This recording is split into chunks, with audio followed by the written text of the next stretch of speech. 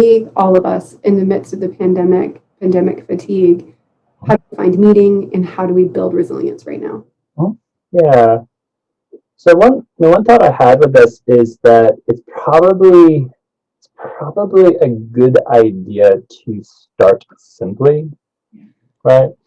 And often what that looks like is things that are helping manage your physiological distress. Yeah. And so the idea is that, you know, sometimes we are really anxious, or sometimes, you know, we're feeling depressed, and really what's going on is like we're underfed and we're underslept, and we haven't done things to actually create the stable foundation for wellness to arise. Yeah. So I wanted to go over an acronym that's kind of helpful, just as like a little bit of a self check. Okay. That can be helpful, where we just start with that, and then I'm going to talk a little bit about kind of other skills that are helpful. Okay. So the acronym comes from dialectical behavior therapy, and it's called Please Master, right? Okay. So Please stands for treating physical illness. L is lavish, as in like wash your body. Yeah. E is eat food. Okay. Yeah. A is avoid mind-altering drugs. Yeah. S is sleep. And E is exercise. Okay. Yeah. And then master is skill mastery. Yeah. And so I'm going to go through each of the physical factors, but the idea is that if you're trying to use skills like socializing, like grief skills, like mindfulness, a lot of that's not going to work super well if the physiology isn't stable first. So true. Yeah. So treating physical illness, hopefully that's, you know, like taking your medications, and like if you have a wound, like actually following that up. I had a small cut on my hand that I just left alone for 2 or 3 days, and it's kind of amazing to see actually just how distracted my mind was, right?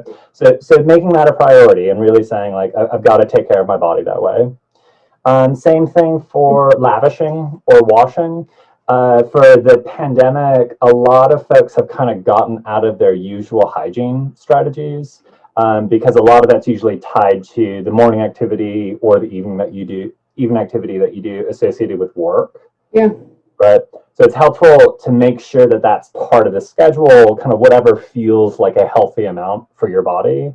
Mm-hmm. And that includes, you know, flossing and brushing your teeth and like all the other kind of just, you know, physical hygiene pieces. Yeah. The taking care of your body pieces, which it sounds like if you start this off with the frame of I'm going to take care of my body. Mm-hmm. Yep. That's absolutely. Wounds, physical ailments. Yep. Power. Yeah. The E for eating, you know, a lot of people are kind of overworking their stress system, right, which is often tied to blood sugar. So they're constantly kind of paying attention to news or worrying about the virus, and it kind of creates a condition where they have unstable blood sugar, which is either going to be like anxiety or kind of depressed crash outs. So just making sure that you're eating meals and that you're kind of maintaining blood sugar that way. Avoiding mood altering drugs. You know, I think a lot of that is looking at is the substance kind of promoting dysregulation, right? So about 35% of Americans right now would qualify for a mental health diagnosis, and I'm betting a large portion of that is excess alcohol use, because people are at home a lot and then trying to use that as a coping strategy. It's kind of promoting dysregulated blood sugar and sleep. It's also not helping the stability of their of their mood. Sleep, 7 to 9 hours is the usual amount that adults need. So if you're not getting that, you can always talk with healthcare providers about like strategies in order to pursue that. Absolutely. And then exercise. We are a species that is meant to walk quite a bit every day in order to keep all of our body functioning. And so if you're not doing things every day, it's a recipe for mood dysregulation. That's such an interesting, what you just said. If you're not moving every day, that's a recipe for mood dysregulation. And in fact, what I feel like you're actually saying, pulling back for a moment, is if you're not sleeping well, you're not eating consistently, if you're not hydrated, if you're not caring for your body, if you're not showering or in some way like caring for your hygiene every day, and if you're not moving every day, and also substances, this all together creates a recipe that ensures some degree of mood, dysregulation. And when you add that on top of the pandemic, Yep. and the fear of COVID-19, the uncertainty of what comes next in our society, and political, social tensions, like all of that together is going to create ups and downs, anxiety, depression is and that was such an interesting tie into blood sugar as well, Yeah, and it's interesting because I think, the parts of our minds that are really dedicated to figuring out what the threat is and then how do we solve that threat. Those are there for really good reasons. We don't actually want to get rid of our threat detection system. But very often we'll find ourselves essentially getting caught in how do I fix an unsolvable problem, right? How can I fix climate change? How can I fix political instability, right?